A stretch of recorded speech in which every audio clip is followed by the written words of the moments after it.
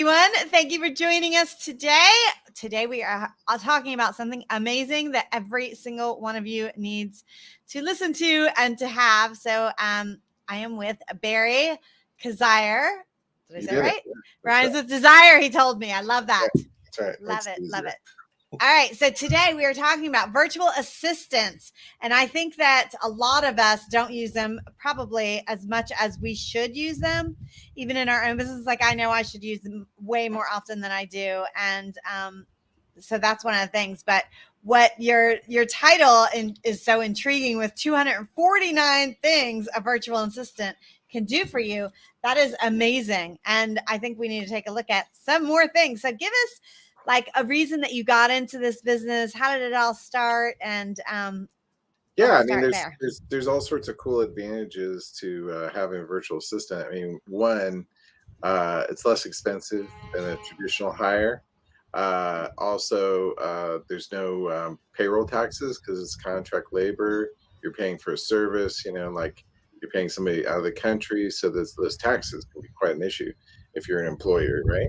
And I mean, sometimes you have to need somebody who's going to be there at set hours on this location, and they can't be a contractor. But there's so many tasks that can be done, everything from reception to lead generation, or a lot of marketing tasks can be done remotely.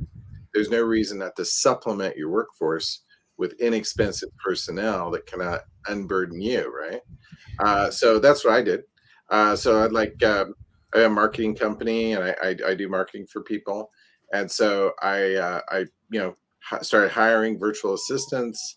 And so I used to have staff on premise, right, many years ago, and well, the premise was expensive. The payroll taxes were expensive. The personnel, because of just because where we're at, we're in a great place in the country. We've got a great economy. Well, then people require a higher wage, right? But Exactly. hey, there's no reason we can't help out some people in other economies that give them jobs too, and they're great people, highly educated, very capable. You just have to be good at hiring. So I got really good at hiring, and studied that subject itself, intensely, like hundreds and hundreds of hours of study on the subject of hiring, and really dug in on that and placed people for different jobs in my organization. Um, Originally it was to really just deliver marketing services, but then it became like I needed an assistant, and I needed somebody to help me with various sales, parts of my sales process. Um, I needed somebody to just reorganize the whole filing area, a whole area online, or to put automated systems in place. I mean, it really just grew and grew. I mean, I don't know if I've used a virtual assistant for every single type of person on type of tasks on my list of 249, but probably most of them, right? And so that was great. So then uh, February, March 2020 came along, and I thought, I think people could use what I've mastered here, and we could expand and help people expand their businesses by providing virtual personnel. And I know, Yeah, yeah, for yeah, sure. yeah, it's pretty wild because I know a lot about running a business. I've got basically the equivalent of a master's in the subject, right? Or Although, more, maybe a well, yeah, doctorate. at least. I mean, yeah, just from course, just even from the classes I've taken, not to mention the experience, right? And I mean, because my this room is lined with books, that I'm in, of courses I've taken and books that I've read, just to really apply to my own business. But then I enjoy helping other people grow their business too. So, off we go. And the name of our organization is called Team Builders. And so that's what we want to do. We help people build a team so they can, make their dreams come true, because they want more money, they want more new clients, they want to have more profit, they want to have more free time, more freedom. They want to be able to do the things that they really love, that are the key roles within their business, whatever that might be, and do less of the things that they don't like to do, or that they could easily send away, or they want to even get those key roles done by somebody so that they can be more, instead of being the organization, be more like the soul of the organization that runs it. That they don't actually, they're not stuck in doing it. They're being the soul of the thing, and actually like guiding it from outside. Maybe why they start other things, which is Working on their business instead of yeah, in their business yeah, is what I always yeah. say. Maybe they could start 3 other businesses that they love, that they want to do. Which was what I mean. I have 3 businesses. I have 4 technically, because I have a vitamin company that I spend a little bit of time on, that's run by my family. But they all use virtual personnel. Sales coaching, my marketing business, the nutrition business, and of course, the virtual assistant business is actually ran completely by my virtual personnel. Yeah. Yeah, I think so. As a consultant, it's definitely one of the first places I go is, set up your systems, make sure you have everything in place. Even if you are a solopreneur, start trying out. If you can just do 4 hours a week, of hiring it out, figure out what you can do and start getting stuff off your plate as quickly as possible. Because even if, you're like, oh, I can't afford somebody, most people can afford a couple hours a week to start, 20 hours a week, awesome. 40 hours a week, even better. But if you can only afford a couple of hours, it's still worth getting some of that off your plate. And so the first thing that, maybe not the first verse, but one of the first things I always hit is make sure you're, systematizing every single thing that you're doing so that you can start, hiring that out. Cause that's, the only way to really scale your business and to work on your business instead of in your business. And it's just so valuable. And I think so many people don't do it. So tell me some of the funnier ones, like tell me, we'll talk about the useful, the most useful ones, but what are some of the off kind of ones that people have asked your virtual assistants to do or that you have on your list? One of the, I'd say some of the, how about more interesting ones, right? I mean, I think that people are really smart, and it's really interesting when they go like, oh, I want to talk to more people about what I do. And so we we basically and I really recommend starting with like lead generation activities. And so we, fill up their calendar so that they're seeing more people and they close more deals, because then they've got money to hire more virtual assistants or whatever they want to do with that money, right? And Huge. so, the first thing to put some focus on is money, and and right in there is with that is delivery. Another a fun. I like lead generation a lot, so I think it's fun. I think so. We're geeks. We geek out on this stuff. Right. So I like cold calling, LinkedIn lead generation, whatever will produce a result to get more people, and not just people going to your website, because that's great, but people that you're actually meeting with. Exactly. And then and the other thing that's really fun is publicity. And one of the most actionable things which I really like for doing for people is getting them onto podcasts and getting them onto shows like this, right?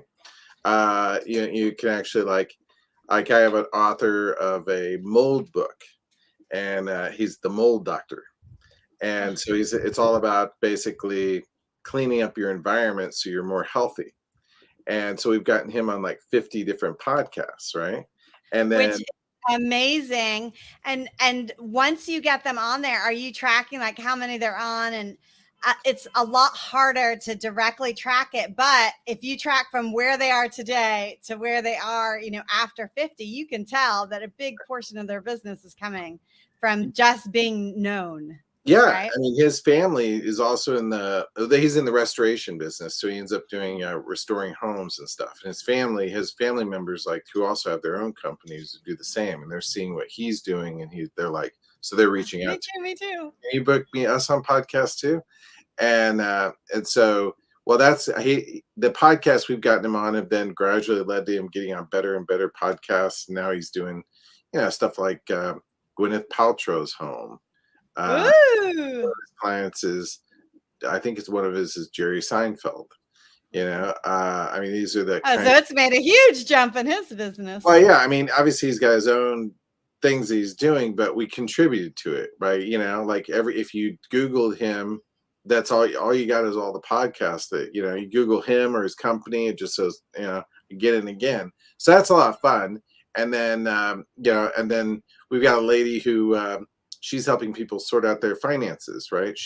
Her thing is helping people figure out, like, do they have a will? Do they have some investments? If a family needs to find all the records, where do they find it? Do you have finances set up properly for the future and for retirement and for, your family, in the future? And so she'd written a book.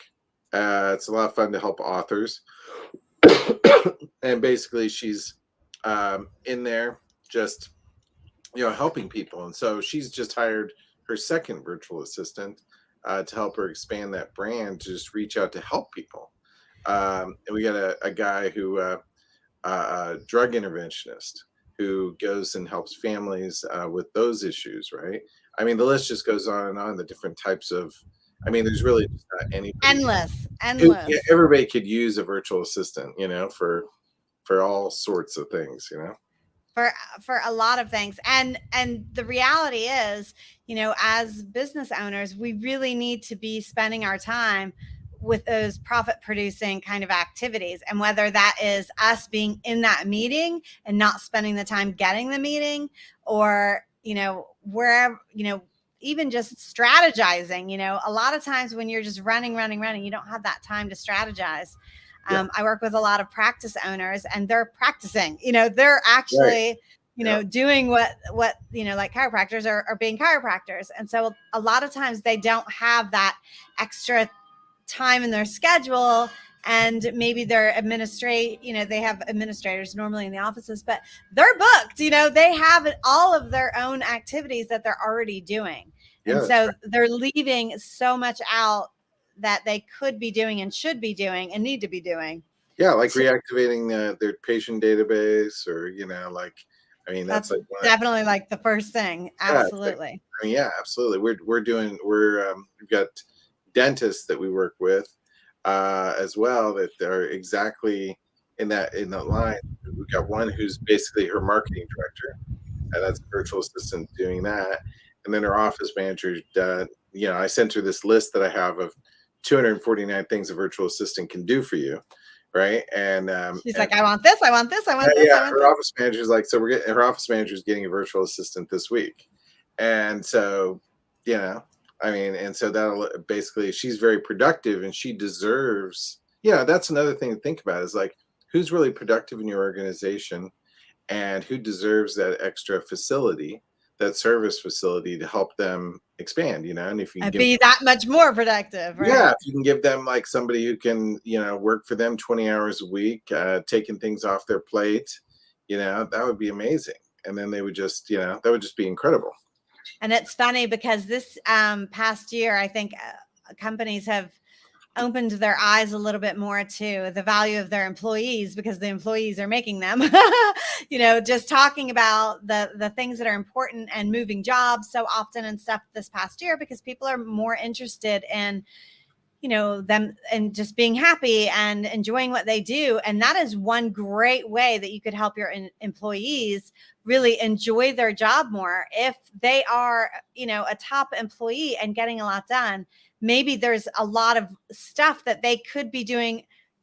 I always say lean into your genius. I know there are some people that say work on your weaknesses. I say no, VA those, outsource those weaknesses. So sure, if you have somebody really, really doing a great job in your company, and you can bring in, an assistant or VA for them, so that they can stay in their genius instead of wasting a lot of that time on some of the, paperwork or the administrative work, or some of the stuff that they're doing that they don't necessarily need to be doing. It's a perk. I mean, it is something that people would strive for, I think, in the company, but it's also a way of thanking your employees, and, showing them that you value what they're doing and how they're doing it for you, and letting them really work in their zone of genius, as I like to say. Yeah, I agree 100%. It's like, you help them out, then they might even get to the point where they could take a vacation, and the virtual assistant could handle a bunch of things while they're, like, where they can actually like relax for a week, when right, they vacation time. That's important. Those are facilities, like right now, it's like what people want in the job market, so you can support your, US based, people, by providing those service facilities. That's perfect. Yeah. Yeah, yeah. And I mean, I can think of a million different usages for it, just my own, like I said, for consulting, I do small businesses. So that every single small business needs it. They can't afford extra employees, and there's no reason, a lot of, in a lot of circumstances, they don't need full-time employees. They need, hours of this and hours of that. And as virtual assistants, you can combine a couple to do different tasks, right? Absolutely. Yeah, you could find, I mean, that's the thing, when we, meet with somebody, we assess what they need, we figure out somebody who can, fill as many of those needs as possible. I mean, they may not be, usually, I mean, most always all of them, with one person, but then it's just a matter of like, it's always good to specialize too. If like if you really want to focus on lead generation, let's get a really good lead generator for you. And Right. get somebody else who handles the administrative steps in the back end and the technical bits, or if you need like, I mean, there's so many things, like obviously a good bookkeeper, we could provide bookkeeping people too. That's one of the things. There's a whole slew of tasks on my list, the 249 list, that somebody could do to help you. I mean, rather than freak out at tax time, right? So, or That's a big one, and the reason most small businesses fail is because of cash flow. And a lot of times, because they are so in their business, and instead of being on their business, they don't even realize that they're bringing in a lot of money, but there's no actual profits. That they don't realize it. And so they need to be looking at that on a more current basis, and using a bookkeeper can help them do that, because it's critical. It's exactly. success or failure. What about somebody who summarizes all the subscriptions that hit your credit card every month, right? And say, hey, here's, by the way, here's those subscriptions you're paying for. You go, oh wow. Just go Let's through. remove this, remove that one. I mean, Right. I don't even remember what this one is. Right. Yeah, I mean, that you could save, I mean, $100 a month, adds up pretty quick, that the virtual assistant just paid for a big chunk of their time. And all of that increases your profits and your bottom line, because That's right. That's right. Yeah. And I mean, there's lots of tasks that fall through the cracks too. Like, customer service is a big one, right? That could include following up with people, hey, how was your visit today? Or how to go with whatever, or sending an email and chasing up those, that group management. Yeah, that input. And then if somebody's like blown away and they're doing great, chasing it, have a part of their thing is to get a review, so that you build up your reviews, which are extremely valuable. I mean, it's just like, I mean, literally you can go through this list of the offer and put together like, all of the things that you really want them to do. It's it's pretty amazing. Yeah, project management, I think you just mentioned, is another big one. We have people that are project managers running other virtual employees, content development, creative design. Oh no, yeah. The one I was talking about was managing the Facebook groups.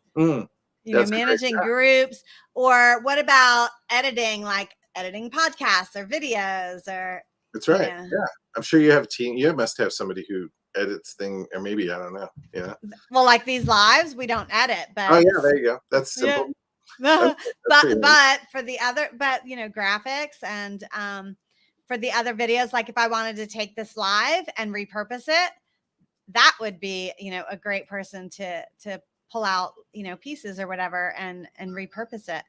So there are a lot of things, and there's no reason that one person should try to learn all of that. No. I mean, sometimes, we want to and do it all ourselves, but it makes no sense, because your business isn't going to grow, and you're never going to get, your feet on a firm foundation if you don't really get it kind of moving fast at the beginning.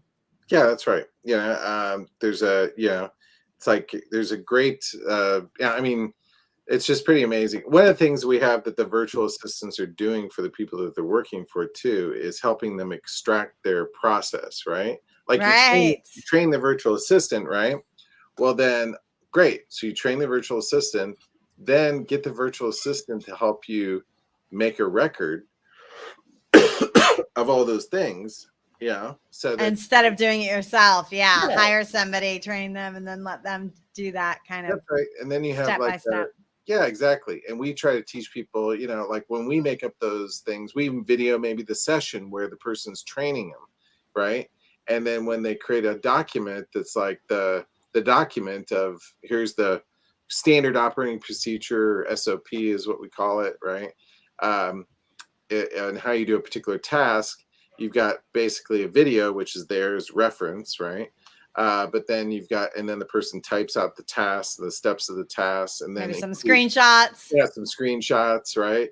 And you got this amazing write-up that your virtual assistant just created for you, and they can easily, well, what if they have to be out for a week, Right.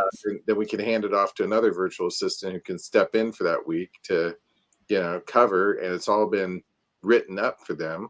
Yeah. Or you realize that virtual assistant is just amazing at one particular thing, and you really would, need more hours of her doing just that, so she can pass off that other task to somebody else. Yeah, it's all been written up, so you're all set to basically expand because you can split off those tasks. You can say, okay, great, now you do this and you do that, and it's yeah, I mean, because Endless.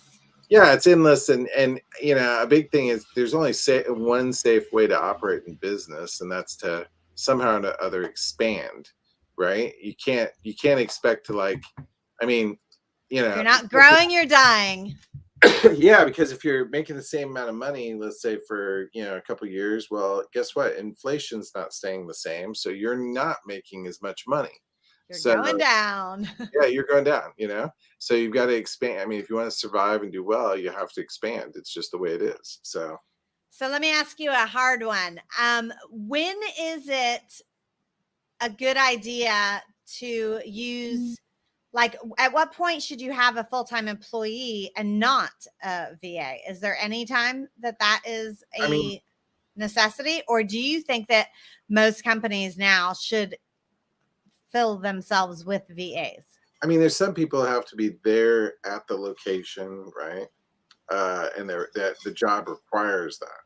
Right, on site. But besides the on-site people, I mean, for example, I don't know, a lot of online companies would need still, a COO, or they would still need, I don't know what else. I can't true too. Like a COO. I mean, would you use a VA for something like that?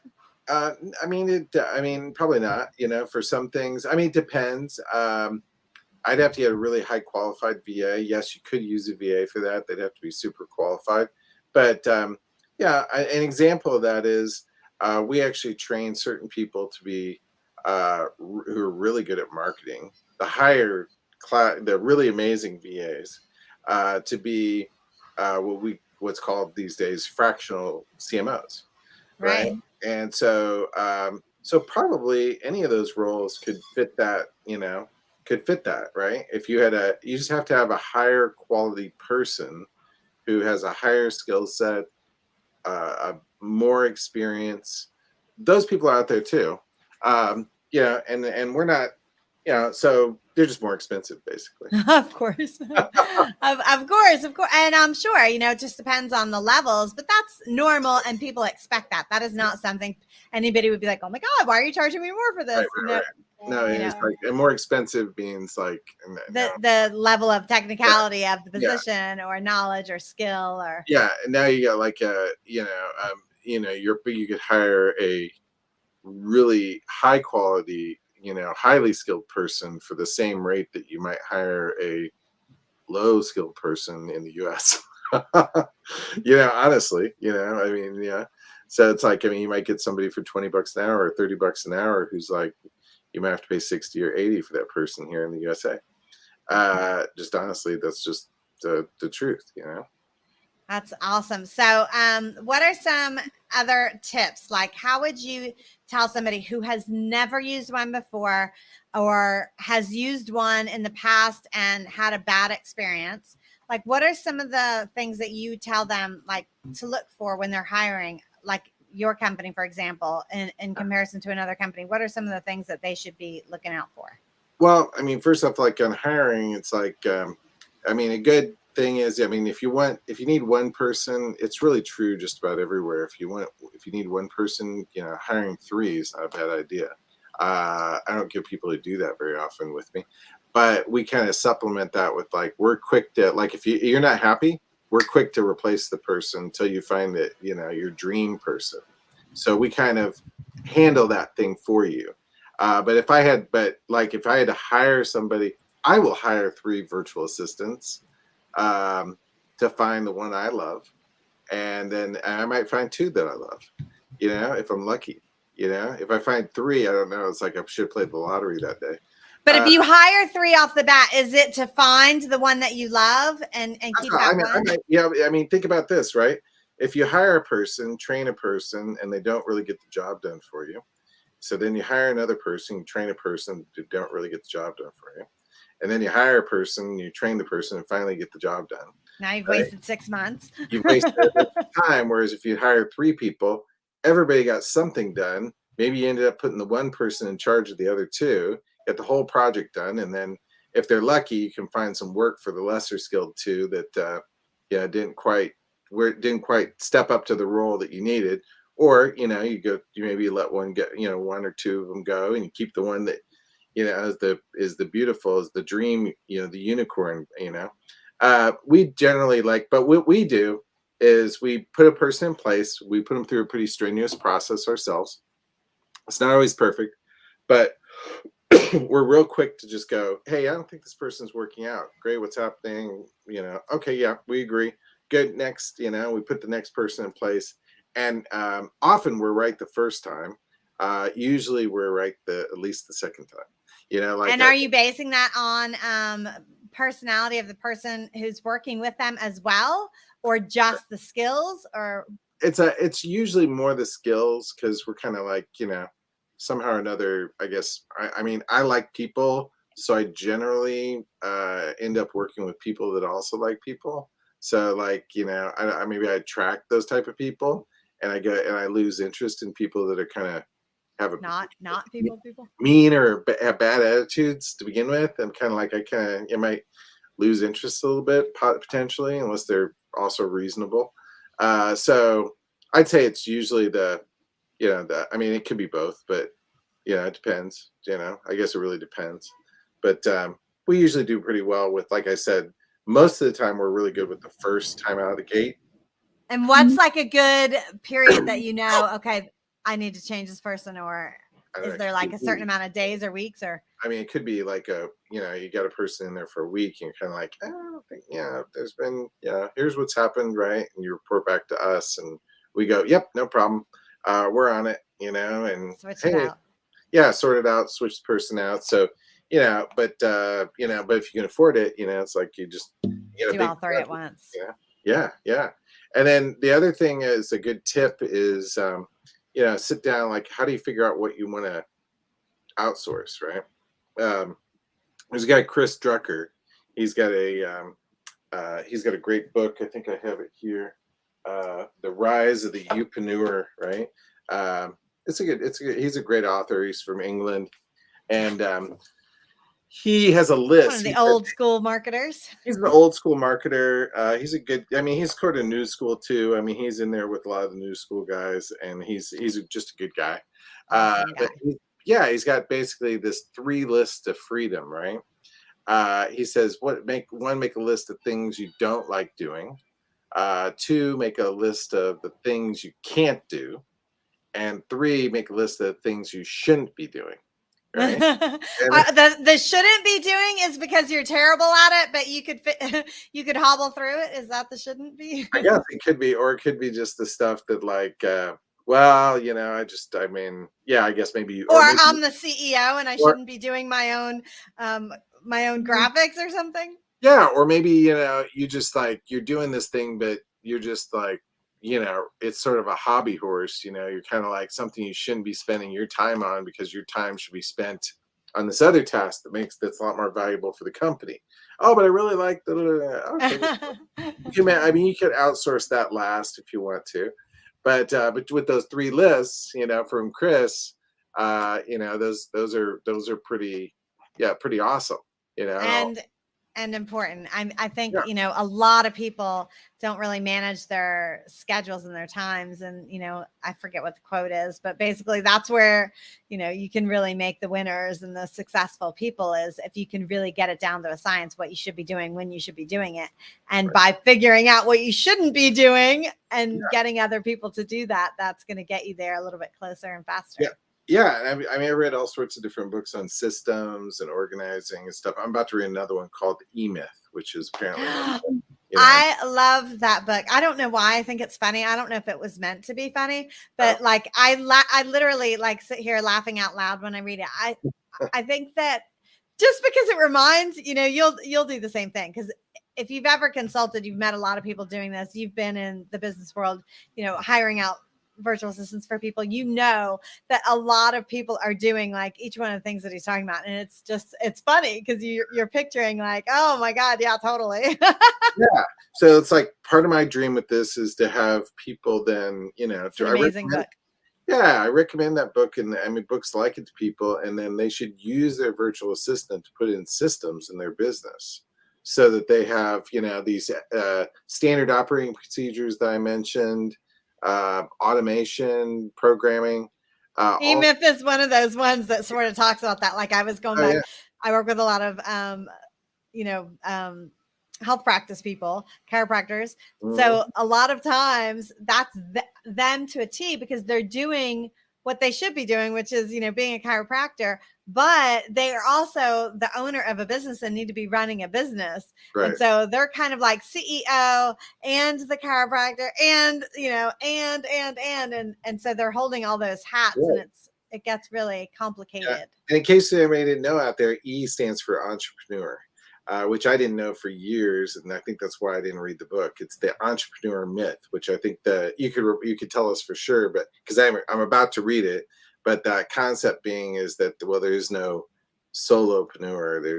There are teams and there are systems, and if you want to grow and survive, then that's what you have to put in place. And so that's what this book is about, I believe, right?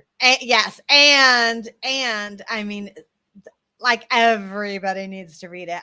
One of the first books that I read that was the one that got me started when I first started a digital marketing agency was the 4-Hour Work Week. And it is another book that every single, solo entrepreneur or solopreneur should read, because until you understand the concepts, maybe that's why you're not quite doing it yet, but if you're not, you're just leaving so much on the table. You're really, not, like you said, sometimes you just have a hobby instead of a business or whatever it is, but you're not, growing and expanding your business, which is what you need to be doing all the time.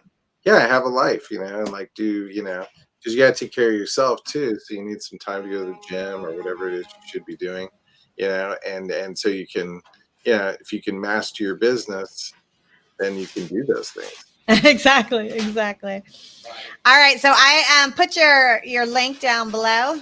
Great. Teambuilders.agency. And in the description, I also added some other links where they can jump in and get the, you have a freebie that shows them the 249. Yeah, that's right. The 249 things that you can outsource. There's just a long list of tasks, and you just find, and so it's split up into different areas like search engine optimization, content marketing, customer service, finance, and there's just all these different areas, and it's a pretty complete list. And I also dropped your Calendly in case anybody wants to just jump on, because they know they need it. They've just been procrastinating and putting it off, and they're ready to rock. So if they want to have a little chat with me, and then they chat with me about it, then I'll hook them up with the virtual assistant team, and away they go. They're on their way to virtual freedom. Exactly. I love it. All right. So any closing points before we head on? I think that this was a really great conversation. And I think that if you are not already using a virtual assistant, you need to reach out immediately.